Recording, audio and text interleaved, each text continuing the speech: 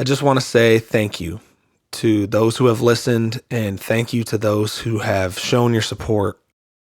It was a big step uploading that podcast and creating this podcast because I kind of put a vulnerable part of myself out there, but let's get right into it.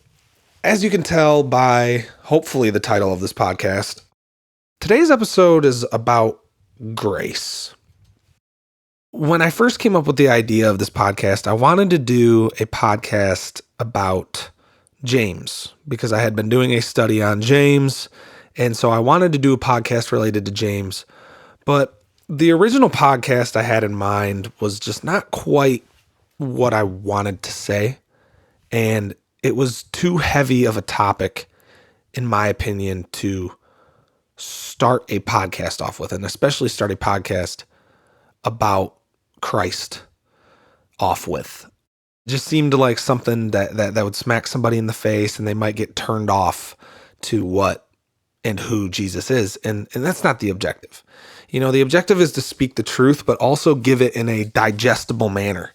Not a manner that appeases people, but a manner in which people can go to Jesus without feeling like they have to do something first. So today's episode is about grace. Grace is the gift we are given when we don't deserve it. Right? So pretty much every gift is received with grace, or should be received with grace, because if we're really going to be honest with ourselves, we don't deserve, or we have not earned any of the gifts we're given by people. We are given gifts based off of what that person thinks of us. And that's that. So like when people tell you to be grateful for gifts, that's kind of the point they're trying to hammer home, is like, you didn't earn this and you don't necessarily deserve it, but I'm giving it to you because I love you. And that's pretty much the root of the Gospels and the root of salvation. It is rooted in God's grace. And so I wanted to pick a passage in which Jesus describes God's grace. And there's a perfect passage in Luke chapter 15. Luke chapter 15, starting at verse 11, ending at verse 32. Jesus, at this point in the Bible, is giving these three lessons of what the kingdom of heaven really is. He gives a parable about the lost sheep.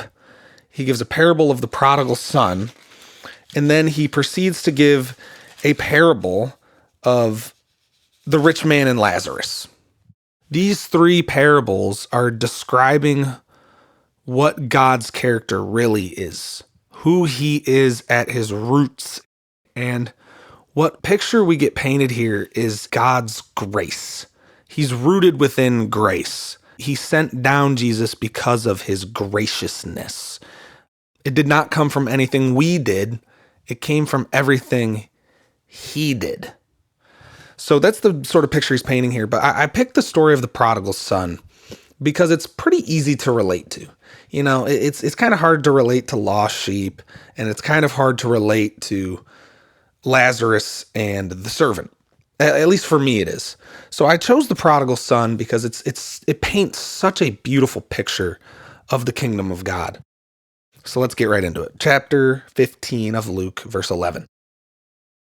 And he said, he being Jesus, a certain man had two sons, and the younger of them said to his father, Father, give me the portion of goods that falleth to me.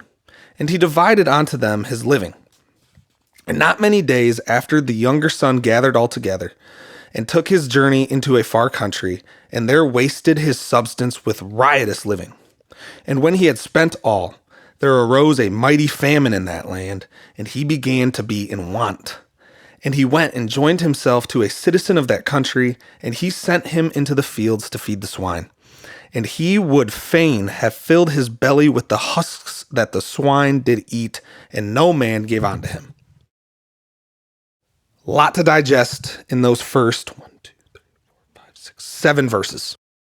Basically, if I were to give the modern example of what this story is, basically, the father in this story is the owner of a Fortune 500 company, right? He's the owner of a very wealthy business, and he has a lot of servants, and he's really high up in the corporate ladder, if you will. He is very wealthy. And so his younger son pretty much asks for an inheritance. He's like, Dad, can I have some of my inheritance? Like, can you give me some of my inheritance? And the dad is like, all right, here's $500,000. And the son's like, whoa. Okay, thank you. And as soon as he gets the $500,000, the son goes off to Vegas. Obviously not in the actual story in the Bible, but the modern example, he gets his $500,000 and he goes off to Vegas and he spends it all in like 2 weeks or a month or whatever. But he spends all the money and he wastes all the money, and all of his inheritance and all of the goods that he had received from his dad are gone. All right, so he screwed up big time. All of the money he had gotten from his father, with his father expecting him to go off to this faraway country and to do great things, and he wasted it all with what Jesus calls riotous living. Strippers, hookers, cocaine, gambling, partying, Argentinian steakhouses. This guy was living on the edge of glory. You know, I'm on the edge of glory. He was completely caught up in the life, as some call it. You know, this is the life right here. Yeah, he's living the life. Yeah, he's living the life, and he just blew all of his daddy's money. It's all gone. All the money he had been given, gone. He screwed up bad. So he screws up bad. And then in verse 14 to verse 16, we see that he starts working at Firehouse Subs.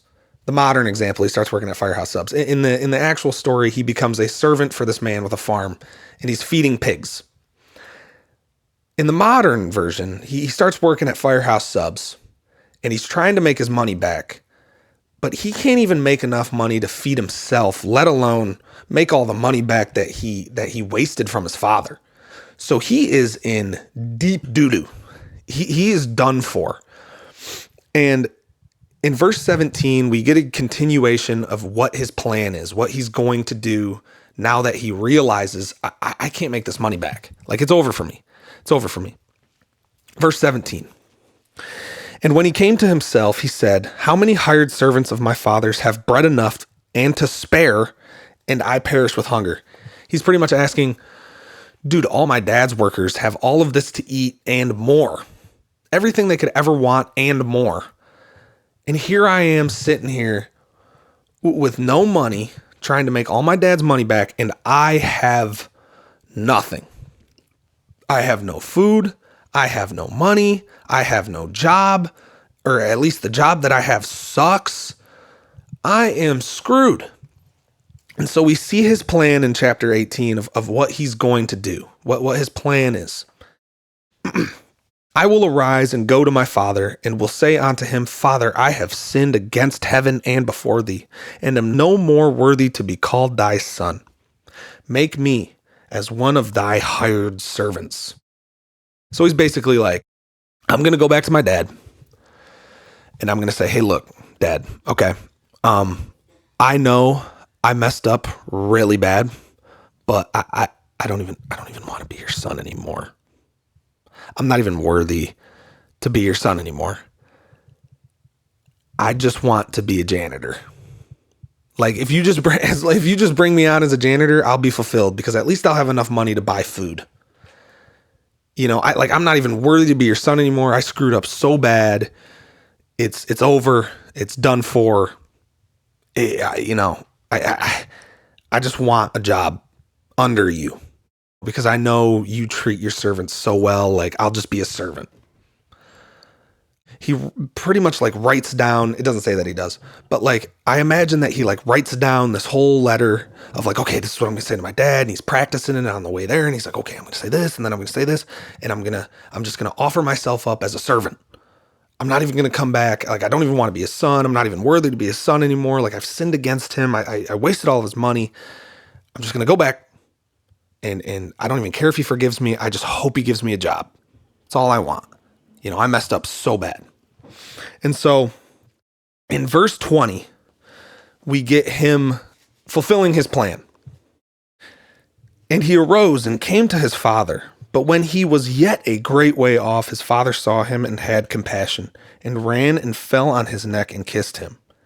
And the son said unto him, Father, I have sinned against heaven and in thy sight, and am no more worthy to be called thy son.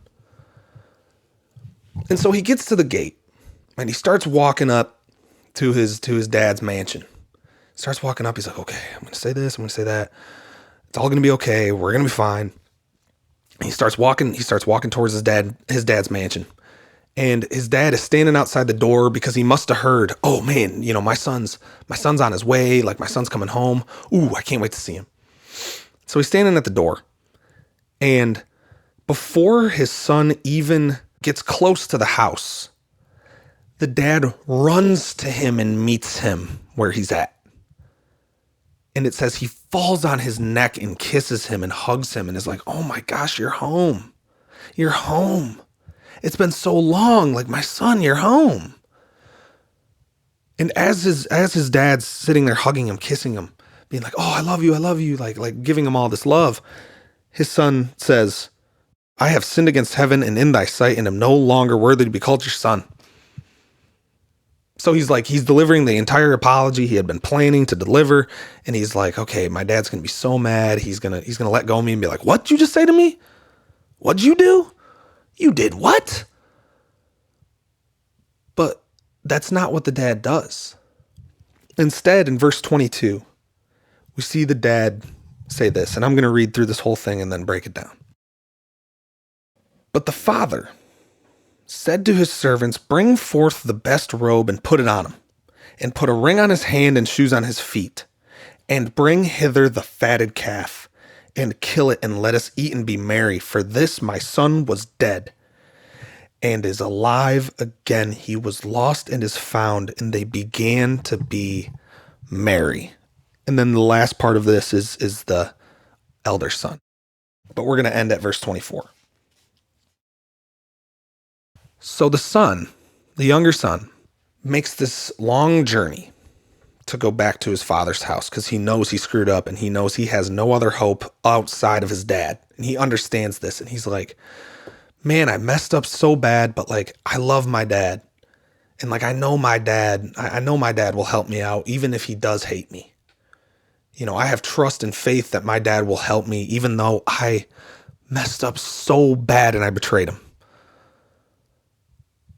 And he goes to his dad. And his dad meets him halfway. His dad runs to him, which by the way, at this time and during this time period, it was almost shameful as a wealthy, respected man, older man especially, to run. Like, to run was like immature, but he sprints to his son, grabs him, hugs him, kisses him. You were lost and you're found. Bring out the fatted calf. Let's celebrate. Bringing out the fatted calf, like that is big time celebration. That's a birthday. That's a wedding. That's a big time event. If you're killing the fatted calf and putting a robe on him and sandals on his feet. And he says, let's be merry. He says, for this my son was dead and is alive again. He was lost and is found. And within 30 minutes, they start to party. The part with the elder son is important because the elder son comes out and he hears all this partying and this music and this dancing because it's so loud. And he comes out from the back and he asks one of the servants, he's like, yo, what's going on? And one of the servants is like, your brother came back. So we started celebrating. And he's like, wait, you're talking about my brother? My brother, the one who blew all that money in Vegas? That one? You're telling me they're celebrating him? What?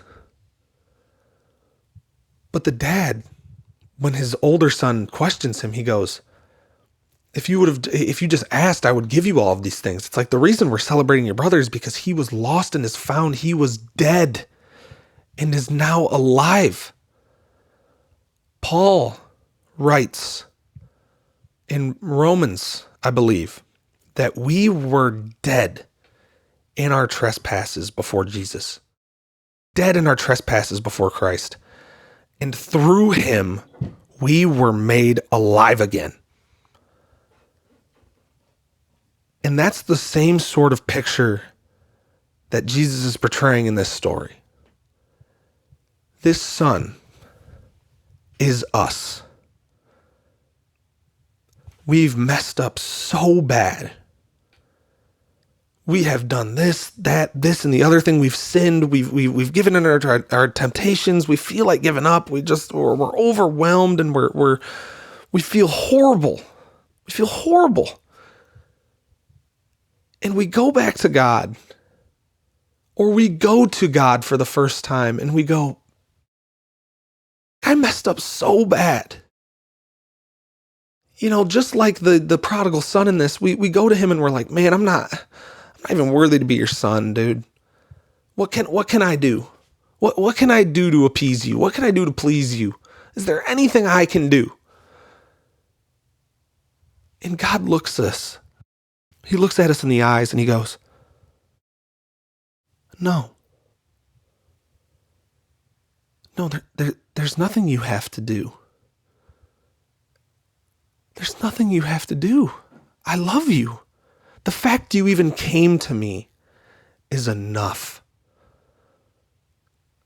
And I love you for that. And I loved you the moment you took your first breath. I loved you before you even took your first breath. He's telling us it's not about what you do. It's not about what you can do for me. It's about what I have already done for you. You're not worthy. You have messed up. But I am your hope. And I will give you grace. Like the son says earlier, where he says, my father's servants have everything and more. And yet here I am with a gift directly from him. And yet I wasted it all. I messed up so bad. But the son goes, you know what? Even though I messed up so bad, I know my dad has got my back. And even though he might be upset, and even though he might get angry with me, it's like, I just need my dad. Like, I just need to go to my dad. Because I know that, again, even if he's angry at me, it's like, at least he'll give me a job. At least he'll let me be a janitor, a servant, a dishwasher. He'll at least give me that. But God's grace and his love is so scandalous. Because we don't feel worthy of his gifts. Like we are the prodigal son. When he falls on our necks and kisses us and loves us and shows us nothing but grace and love and mercy, we go, no. Like, I sinned against you. Like, you don't understand. I blew all your money. I messed up so bad. But God hugs us and he goes, I know. But that doesn't matter anymore. Because you came back. Because you came to me. And I don't care about all the things you've done. You're not too dirty for me. You haven't messed up enough for me to hate you. You couldn't possibly mess up enough for me to hate you because I created you in my image and I loved you before you even took your first breath. And that is the picture Jesus paints of his godly character. That you can't mess up enough for me to not love you. Because I loved you before you were even born. That is grace. Giving us a gift that we are not worthy of receiving. But giving it to us out of love anyway. That is grace. Jesus paints such a beautiful picture throughout this entire chapter. The parable of the lost sheep is another great story that I recommend you guys read. But for now, we're going to leave it at that. I pray that you guys enjoyed this podcast.